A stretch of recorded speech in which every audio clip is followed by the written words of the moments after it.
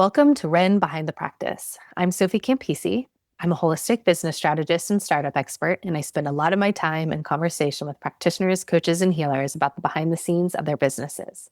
What I started noticing is that some of the most honest, important conversations about building a practice were happening quietly, one-on-one, behind the scenes, and often in isolation. Most practitioners are incredibly skilled at the work they do with their clients, but very few of us were ever taught or trained in how to build a successful startup business. And suddenly we've been left to figure it out on our own. This podcast exists to bring those conversations forward, the dreams, the uncertainty, the highs and lows, the recalibrations, and the messy middle. My hope is that by normalizing these conversations, we can soften the stigma, feel less alone, and start closing the gaps together. Today's guest is Laurie Lynsee. Laurie is a spiritual teacher, author, and host of the Inner Compass podcast, guiding souls back to their intuition and helping them find clarity, purpose, and a deeper connection to themselves in spirit. Laurie, it is so great to have you here. Thank you for showing up and having this conversation with me today. Thank you for having me. I appreciate spending time with you today. Before we look behind the scenes, can you share with us a little bit more about the work that you do? So I started my business just teaching online classes here and there.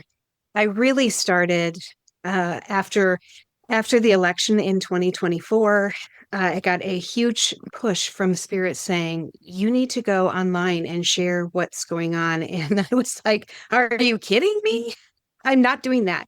As a retired teacher and principal, I used to discipline kids for messing around with TikTok and doing the, little jokes. But Spirit kept pushing me. And then, so I just started posting things. I started talking about my spiritualism. I started sharing what was going on with me, from the really wonderful stuff to the I think I'm crazy stuff. And I started developing a following. And quickly I was at 10,000, 15,000 followers. And people were like, do you meet with people? Do you coach people? Well, that was not my intent. And I thought, okay, maybe I'll do some tarot with people. I don't know. I was not comfortable in that space. I would do tarot for friends or family, but a perfect stranger I didn't know. And then people are like, how about classes? How about classes? And so I started this Communicating with Spirit series, like intuition, meditation, reading tarot, and the teaching aspect rather than coaching became my style. And from there, it's just exploded. I've created a podcast. I've created online courses, all of this to feed what I call the ripple effect.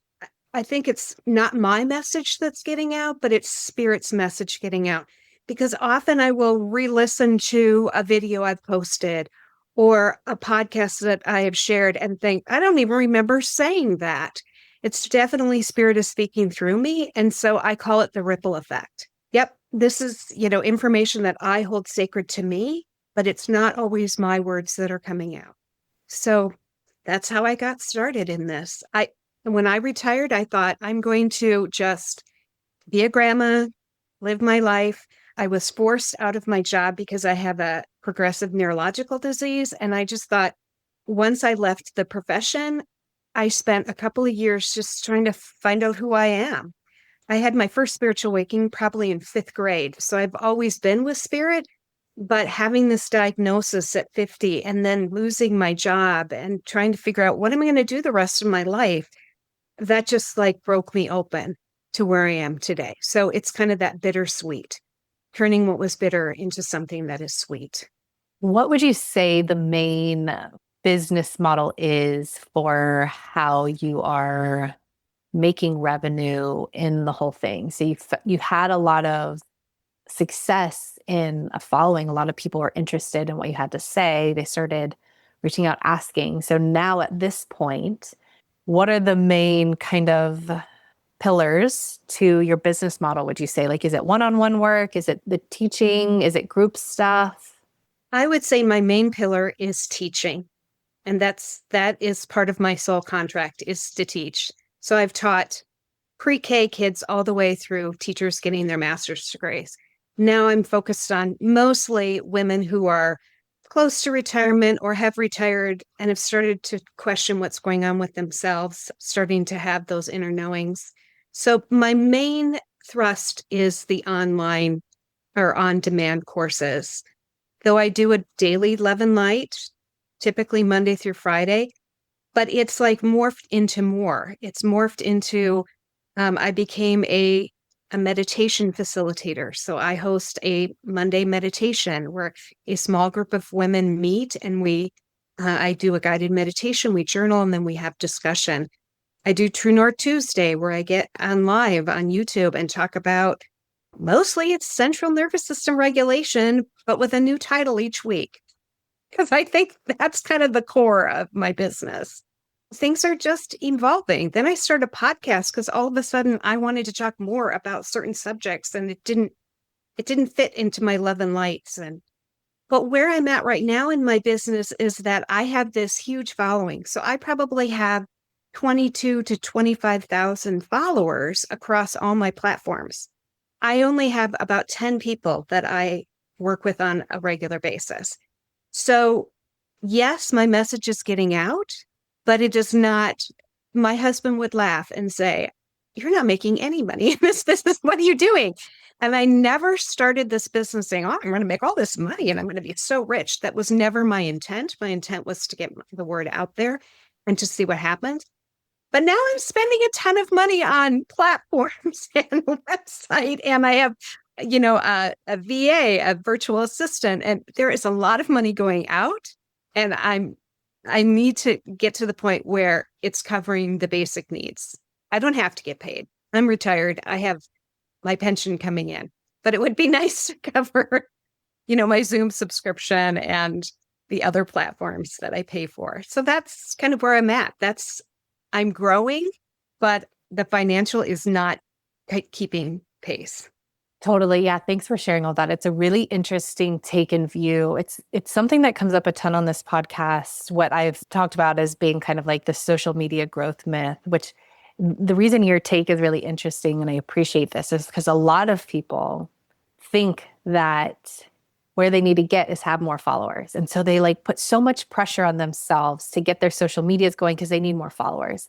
Not that followers are a bad thing at all. That No. is a Yep. great data point. But what you're describing is exactly what I try to get people to understand. More followers for us does not necessarily equal a successful, solid business because we aren't social media influencers. So we don't make money from the social media side, most of No. us. Every once in a while, there's some people that can maybe, but for the most part, we're running offline, although they could be online. But in terms of this conversation, we're not making money from that social following. We have businesses that we're running. We have practices that we're running. We have completely separate. So social media is just like kind of a data point, something that we can use. But what you're describing, I'm so grateful that you're talking about this because it's another layer to what comes up consistently over and over again, which is this social media growth myth. People think if I have more followers, I'll make more money. And it's not necessarily true because for us in our industry, followers does not automatically translate to filling the engine of our business model. And you're a great example of Yes. that. So thank you for sharing that because a lot of people that I talk to, they just think I need to post more. I need to post more because if I had more followers, I think it's going to work. And I'm like, it's not. It's not. Not to say again that that's not a data point that goes into the bigger thing, but when it comes actually to building the businesses that we are building, followers does not equal business success for us. And the type of follower that you're looking for is not always the type of follower that you are getting. So on TikTok right now, my account is exploding because I started sharing some glitch in the matrix stories that I'm trying to normalize paranormal. Like we all experience it, but we all hush it. Right. All these people are like, "Oh my gosh, that's so freaky. That's so," so I get hundreds and hundreds of followers every day. And I'm also trying to share that this is normal. Don't be afraid of this. It's curiosity. Be open to it. Bad spirits aren't going to come get you as a result. But I find on other platforms like Instagram, people want to connect. They want to slow it down. They want to talk to you. They don't care so much about the spooky stories. So it's finding which platform. And a lot of my people on TikTok who want to slow and go deep have followed me to other platforms. They just haven't followed me into my website. Totally. This is, yep. What I will say to this, I mean, because we still have a lot more to talk about today, but this is normal for a startup. So I just want to say that to you. This is normal. It's just most people out there giving business advice, they don't actually understand startup building. So that advice does not translate to us very well. But I want to reaffirm you, this is great. These are all data points. This is, you have that articulated really well. You're able to see those flows. Whether that's because you have some business background, I'm not sure, or whether it's just purely intuitively being able to pattern match and understand like where the flow is happening and where the breakdowns are. You're articulating that very well. And from my lens as a startup expert, I'm like, great, yeah, that totally tracks. It all makes sense. You're seeing that, you're seeing where the breakdown is. It's not translating there. Like that's just, totally, totally, totally normal. But yeah, I can totally see how it's frustrating. And also, if you've spent some money, invested in trying to solve the problems, and either you haven't gotten quality advice or just whatever you tried hasn't worked, I'm sure it's been very confusing and frustrating. It has. When you look ahead to the next 6 to 12 months, what goals do you have for your work and for your business? My biggest goal is reaching out to more people and letting people know that you're not crazy. You're waking up to yourself. Like my sister, who has started many businesses, very successful businesswoman, she'll often say to me, yeah, but financially, where do you want to be? And I'm like, finances will come when things are aligned. That's not something I have to worry about. I don't have to worry about paying my mortgage at this point. I don't have to worry about, my car payment or insurance. What my goal is to reach people that are truly feeling like they are crazy. So I talk about that ripple effect. I don't charge a lot for my classes. I make them a very easy entry point. And it reflects my vision of I don't plan to be wealthy, but I plan to support you. In the next 6 months, I'm going to start meeting with people individually again, but it's not going to be tarot this time. It's going to be central nervous system regulation type things. It's going to be, they took this class, maybe it was on tarot, and they're confused about this or that, and they have further questions. I'm also moving into a membership where people can have access to my whole library of classes for a fee every month. And it's, $33 a month at this point. That's my introductory rate. And if you take 2 classes from me in a month, you've already covered it if they're $19. Money has never been, let's be honest, I was a teacher. I provided all my own school supplies. Making money and being wealthy was never a goal for me. It was always about touching lives. And now it's about supporting souls through reawakening. I didn't get a bonus because my kids in third grade were exceeds expectations on the Minnesota Comprehensive Assessment. No, I didn't get a bonus for that. My bonus came from this kiddo walked out of my classroom and can read and do math and have an intelligent conversation and be a productive member of society and ready for fourth grade. That was my goal. So my goals today are touching people, supporting them where they're at, giving them unconditional love, giving them the tools so they feel less crazy, and to normalize what's happening to them. Because what's happening to them is totally normal. But the patriarchy has decided that we're crazy, that we're witches, that we're whatever phrase they want to give us. Women are powerful. Just the fact that we bring life into this world, we are the powerful. And so many women defer to someone else and give them their power. And that's also part of my message, that the patriarchy is not supporting us as women. When it comes to getting there, reaching more people genuinely, being able to support more people, one of the things that something that I teach people and work with people on is understanding, and I talked about this a little bit already today, that the business, for whatever reason in 2026 is the structure, it is the vehicle that brings us deeper into our work, deeper into our integrity, deeper into our mission. So we have to solve this problem of finding harmony and flow with our business, because whether we like it or not, it is the thing that allows us to work with more people. We can't stay disconnected from our business or run a business model that is incongruent with our nervous system or incongruent with our energy signature, incongruent with the work that we do, because they need to be so intricately related and fluid, because it's like thinking of it as the boat that's guiding us out through the ocean, heading us to our North Mm-hmm. Star. If we don't have Right. that boat, we're just in there swimming, kind of drowning, trying to make it. We need this thing to really work and be solid. Does it need to be a giant cruise ship? No, it just needs to work for each one of us. And it needs to be sound. It needs to be solid. It needs to be sustainable. We need to understand how it works. Each one of us is going to have a different size and it might look different, but the fundamental things need to be there. And so, when it comes to, that's part of my message and what I continue to hope to get out there into the world is that it is possible. We do need this. We do need them to work. Not we need to get the business to work just without thinking about, is it congruent with who I be? Is it congruent with my work? Is it congruent with my nervous system? All this stuff. But it really needs to be in alignment. So when it comes to reaching more people, genuinely being able to support more people, inherent in that is your business model will be fluid and will be working. It will be sustainable. When I say Mm-hmm. sustainable, I mean financially, energetically, right? Like Mm-hmm. emotionally, Yes.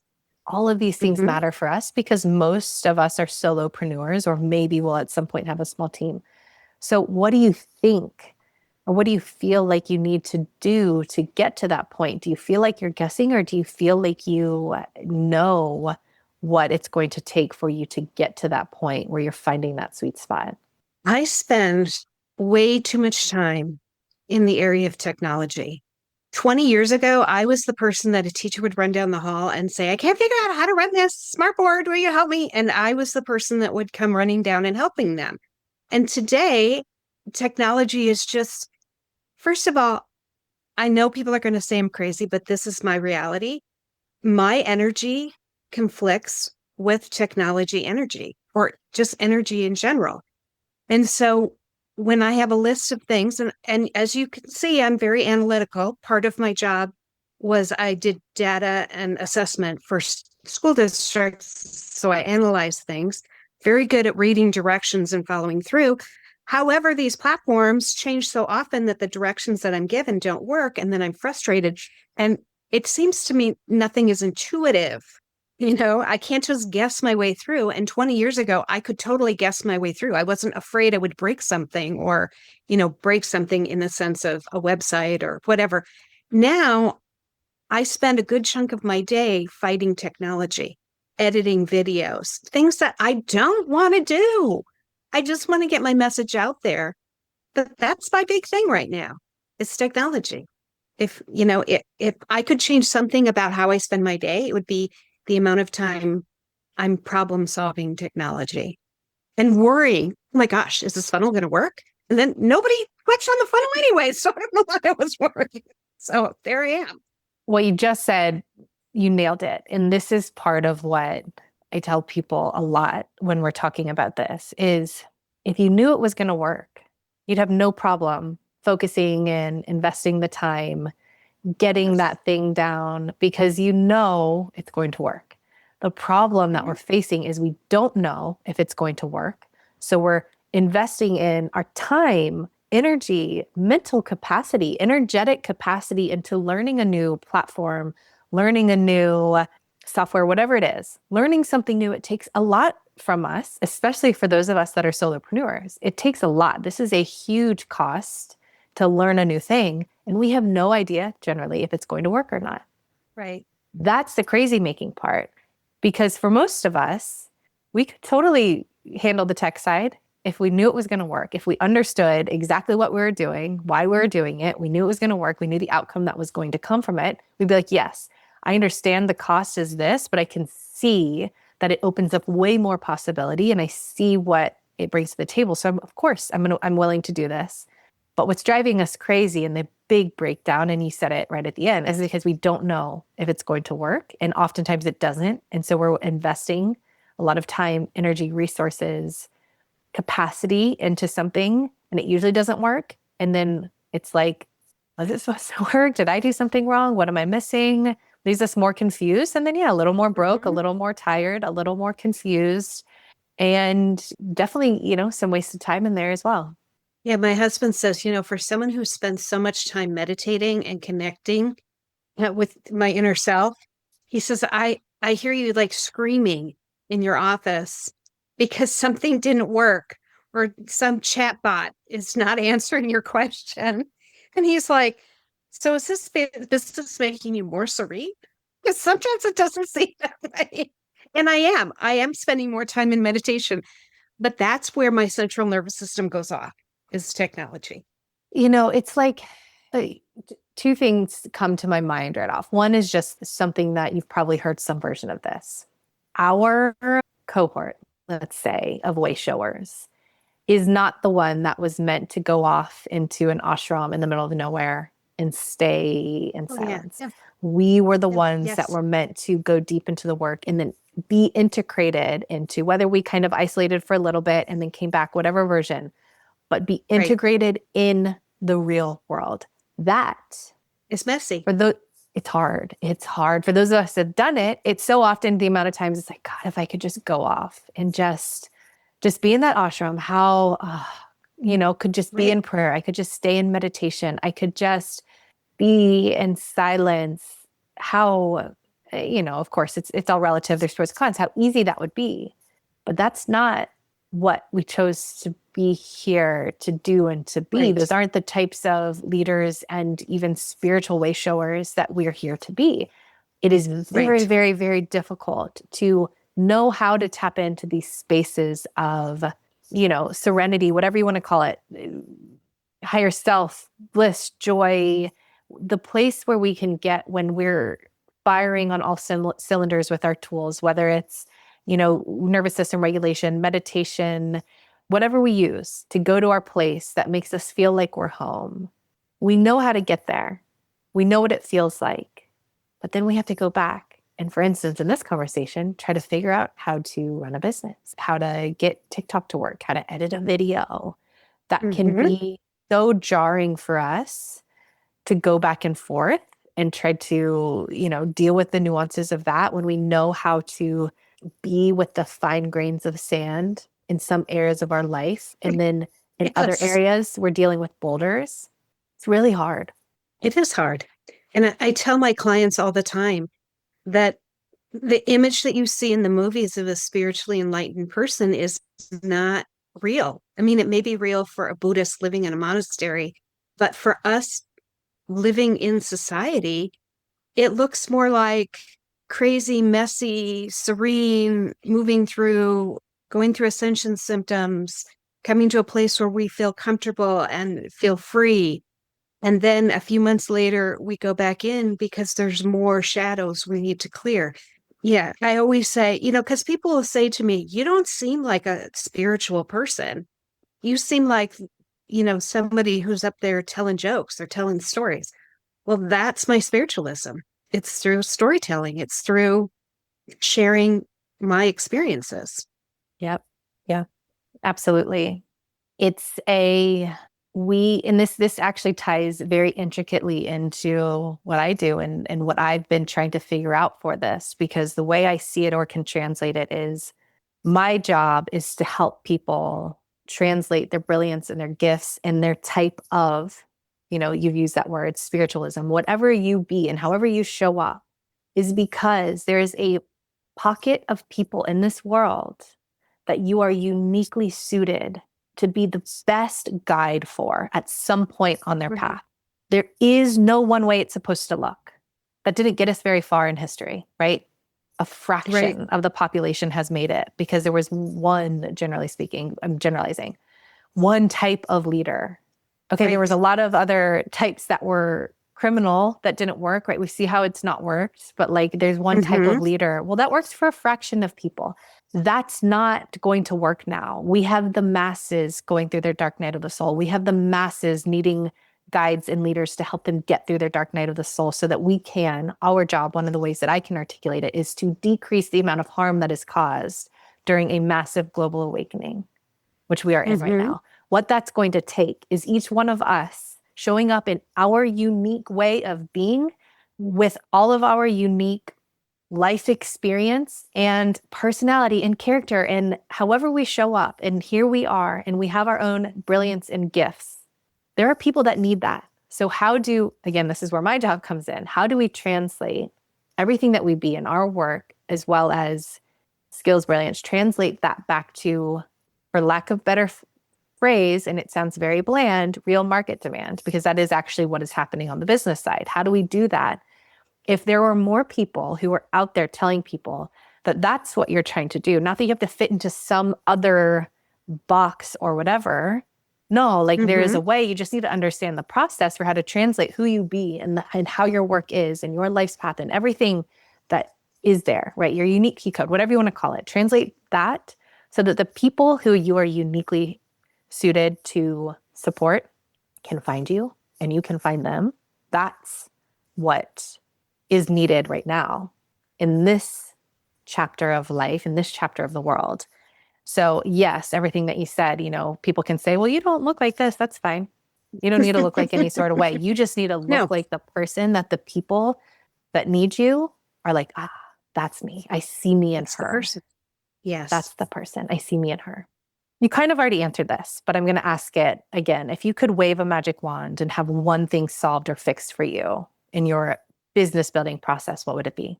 I know I've made it when I can hire someone to totally do technology. That's my magic wand because if I get someone to do that work for me, it's going to free me up to not only connect with myself more, but to be more fully present with my clients. Laurie, thank you so much for joining me today to have this conversation. And for those of you who are listening, if any part of this resonated, you're in the right place, please reach out. I want to hear from you. If you want to reach Laurie directly, the links to her website and her books are in the show notes. Thank you again, Laurie. And to everyone else, thank you for listening. And we'll see you for the next episode of Ren Behind the Practice.